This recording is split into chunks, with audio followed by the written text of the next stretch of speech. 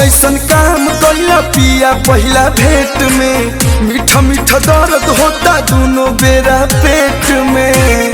हे राजा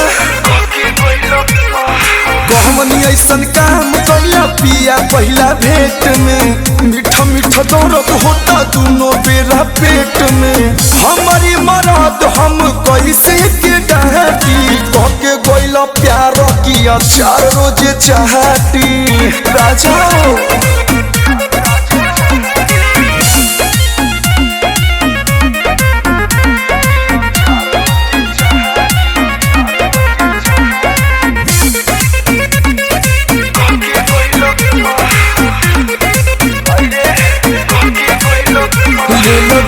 गाल मीस उठे टीस राजा जी तहरा यही रहन से बोर खीस राजा जी।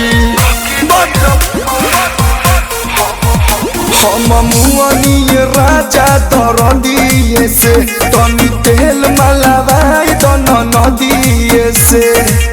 लव कैला से पौलाटी पलाटी कहके गइला प्यार किया 4 रोज चाहती।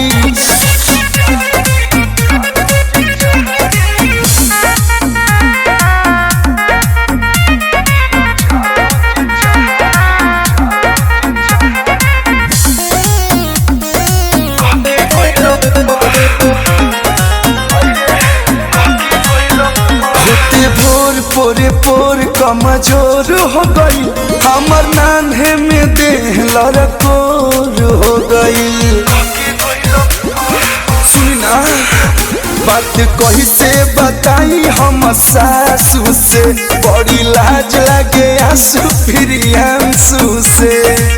जननी न कलू बारो यतना या बाती कहके गइला प्यार किया 4 रोज चाहती।